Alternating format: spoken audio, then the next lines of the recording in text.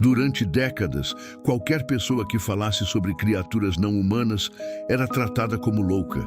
Descendo assim com as meninas, né, as três, e nós três. Aí de repente, assim que nós olhamos pra lá, assim, aquela coisa estranha, redonda, nossa, tava super estranho. E quando a gente tava descendo, a gente foi olhando pra trás e viu ele ali.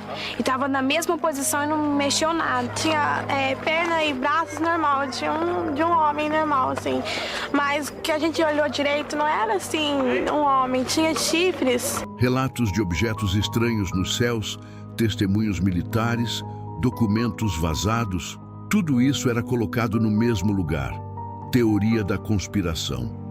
A ciência evitava o assunto, os governos negavam e a igreja permanecia em silêncio. Mas algo mudou. Porque agora não são mais testemunhas anônimas falando sobre isso. São pessoas ligadas ao próprio governo dos Estados Unidos. Arquivos começaram a ser liberados. Oficiais de inteligência passaram a confirmar publicamente que fenômenos aéreos não identificados realmente existem. E então veio a declaração que transformou completamente esse debate. Quando o vice-presidente dos Estados Unidos foi questionado sobre essas entidades, ele não respondeu alienígenas. Ele respondeu, acho que são demônios. E naquele momento, o assunto deixou de ser apenas político ou científico. Ele se tornou espiritual.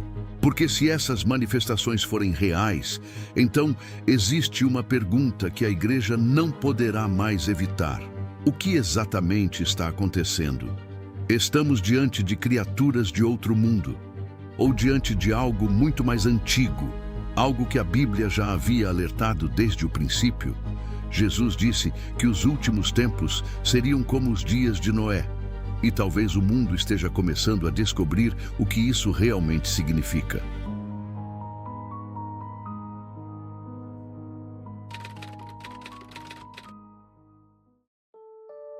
Por muito tempo, o fenômeno UFO permaneceu preso entre dois extremos. De um lado, pessoas que acreditavam cegamente em qualquer relato estranho. Do outro, pessoas que ridicularizavam completamente o assunto. No meio disso tudo, a igreja adotou uma posição curiosa. Quase nunca condenava diretamente essas ideias, mas também nunca oferecia uma resposta definitiva. E esse silêncio acabou criando algo perigoso. Porque quando uma instituição permanece em silêncio durante tempo demais, o espaço vazio começa a ser preenchido por especulações. O professor Luke Togney, da Universidade St. Mary's, explicou exatamente isso ao afirmar que a igreja permitiu a especulação ao não se posicionar claramente sobre o tema. Mas a verdade é que essa discussão é muito mais antiga do que a maioria imagina. Ainda no século XV, o cardeal Nicolau de Cusa questionava por que tantas estrelas existiriam se não houvesse vida em outros lugares da criação. Séculos depois, Santo Alberto Magno chamou de maravilhosa e nobre a pergunta sobre a existência de outros mundos. O tema nunca desapareceu completamente. Ele apenas permaneceu escondido nas margens do debate religioso.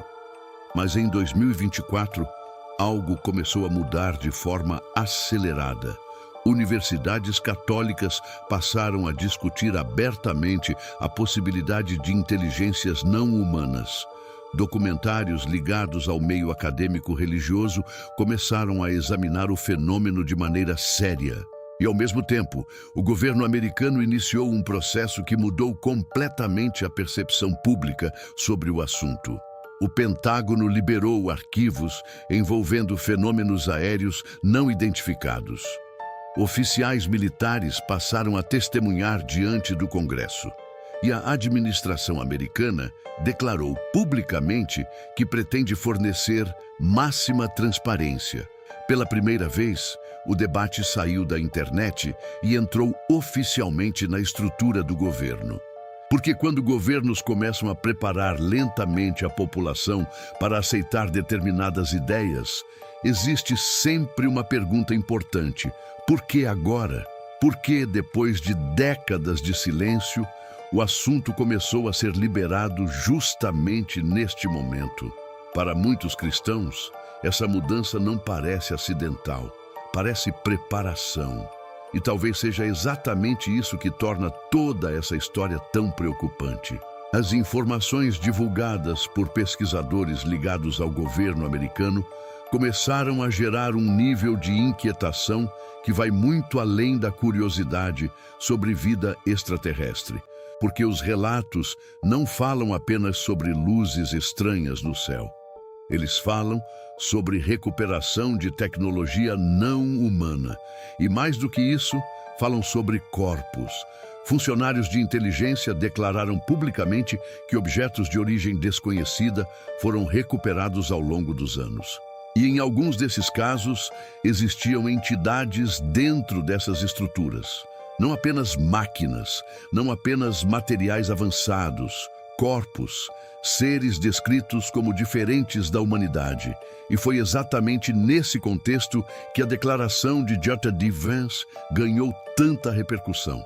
Porque ele não reagiu como alguém discutindo ciência. Ele reagiu como alguém interpretando espiritualmente o fenômeno.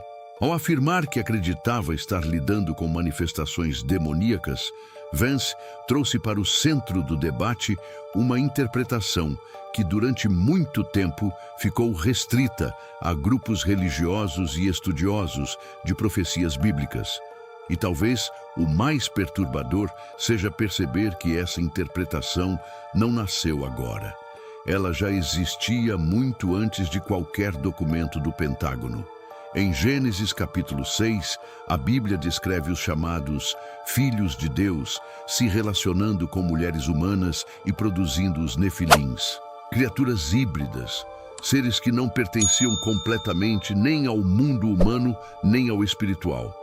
Durante séculos, estudiosos discutiram o verdadeiro significado desse texto, mas muitos teólogos interpretam essa passagem como uma tentativa de corrupção da criação divina, uma tentativa de alterar aquilo que Deus havia estabelecido.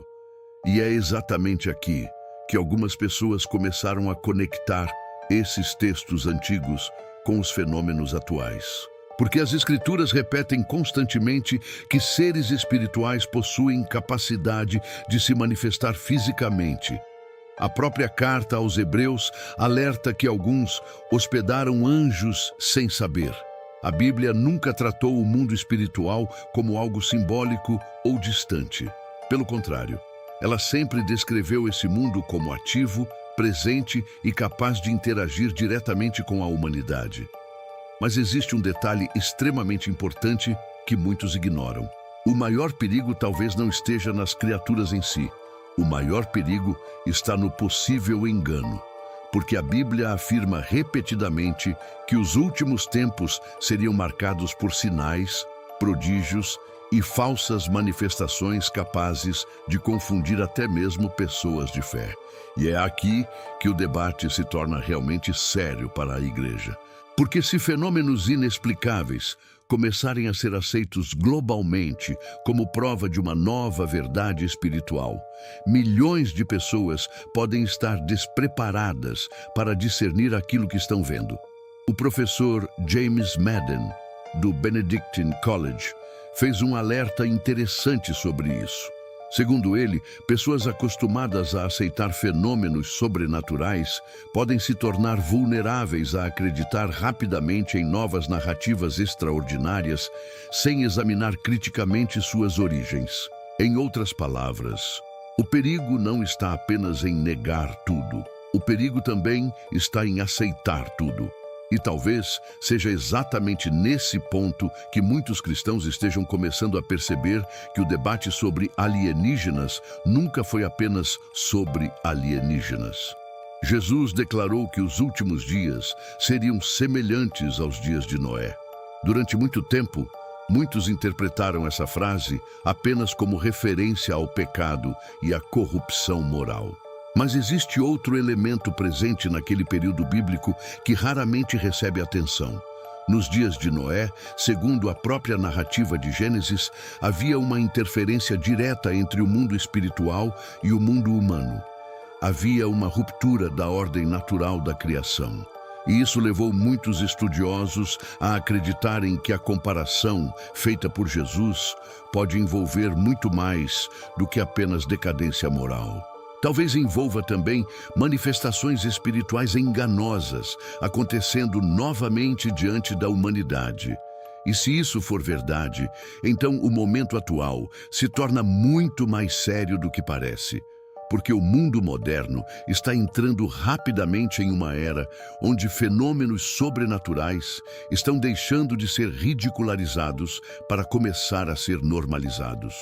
O que antes era tratado como absurdo, agora aparece em entrevistas oficiais, relatórios militares e debates públicos. E quando governos começam a validar determinados temas, a percepção coletiva muda rapidamente. Talvez seja exatamente isso que esteja acontecendo agora. Não necessariamente uma invasão alienígena, mas uma preparação psicológica e espiritual. Porque existe algo curioso em praticamente todas as grandes estratégias de engano da história. Elas nunca se apresentam imediatamente como ameaça. Elas chegam lentamente, misturando verdade com confusão, curiosidade com medo, fascínio com manipulação.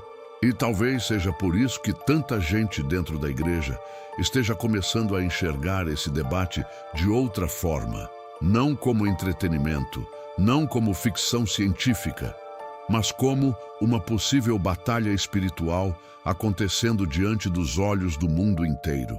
O cristão não foi chamado para viver em paranoia, mas também não foi chamado para viver em ingenuidade. Sejam quais forem essas manifestações, espirituais, físicas ou psicológicas, existe uma coisa que permanece inalterada: a necessidade de permanecer firme na verdade bíblica. Porque no final, talvez a maior estratégia do engano não seja convencer o mundo de que demônios existem. Talvez seja convencer o mundo de que qualquer manifestação sobrenatural deve ser automaticamente aceita como evolução da humanidade. E se esse momento realmente estiver chegando, então a pergunta não é mais se a igreja deve falar sobre isso. A pergunta é se ela conseguirá permanecer acordada quando o mundo inteiro começar a acreditar na mesma narrativa. Fiquem todos com Deus e até o próximo vídeo.